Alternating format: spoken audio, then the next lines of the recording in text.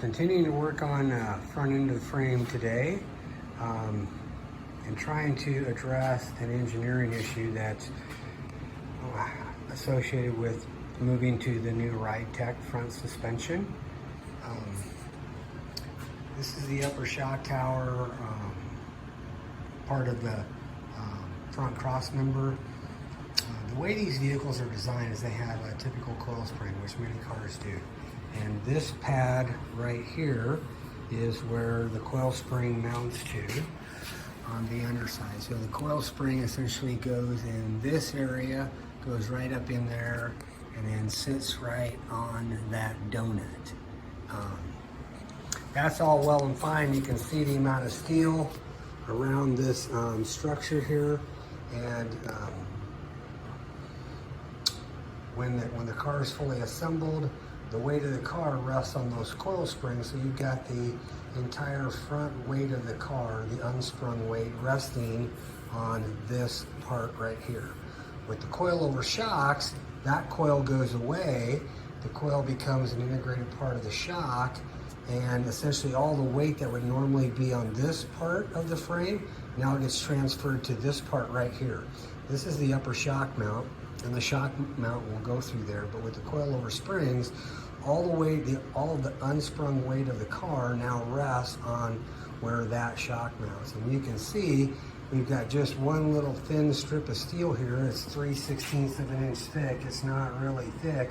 So I'm gonna have the entire weight of the car resting on this point, and on this side, I got a lot of strength on this side, but don't have a lot of strength on this side. And my fear is that over time, I can tear this weld loose with all of the weight of the car being on this and essentially wanting to push this up. So what I've done is I've cut a couple of pieces of steel that will go right alongside this on both sides. And so I'll show you what I've got here.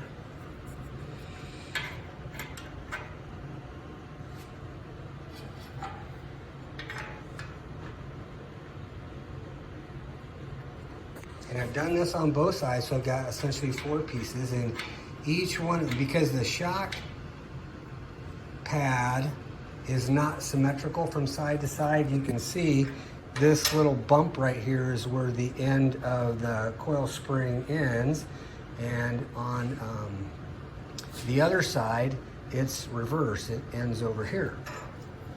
So each one of these little 4 pieces has been custom cut, bent, and ground to fit exactly in that spot. I had to actually round over the corners there a little bit so it kind of fits right up inside that joint. Same on both sides there.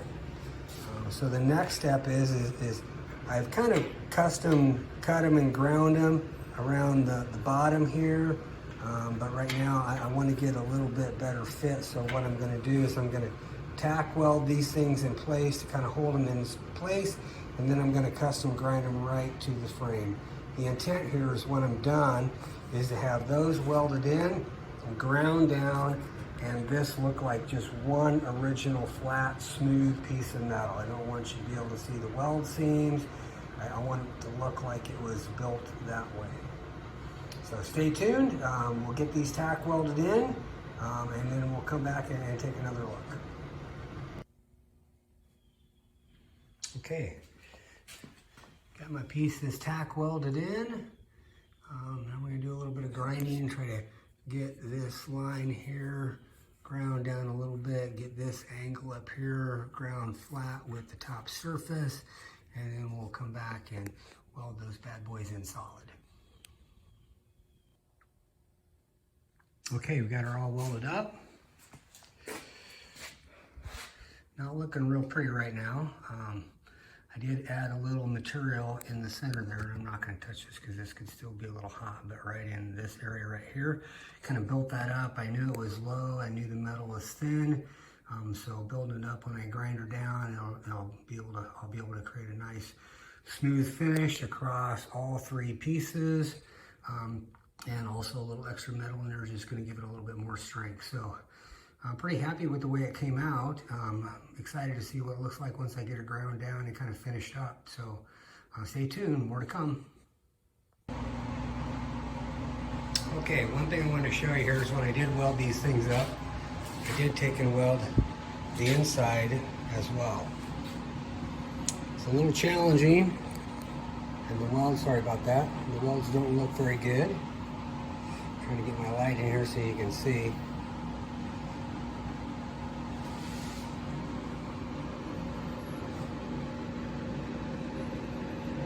But I did weld all the seams on the inside as well, just to give it a little bit of extra strength. And you can see it got a little bit of burn through right there.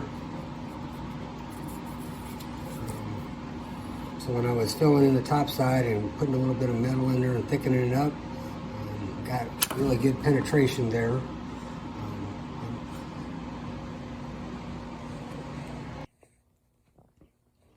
Okay, here's kind of a rough look. I've done the rough grinding. This is not finished grinding, but just ground down the bulk of the welds. So it's using 24 grit grinding pads, so she's pretty rough. We'll clean it up really well so that it won't have any grinder marks and will look good for powder coating. But I think overall, I think she's gonna look pretty good. It looks like solid one piece. Looks like the frame was designed that way, and that's the look that I'm after.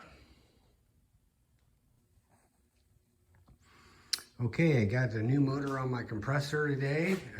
Well, actually the motor was on. I just got the part that I was missing to get it running. But we got it running, and we're starting able to use the air tools tonight. So I've got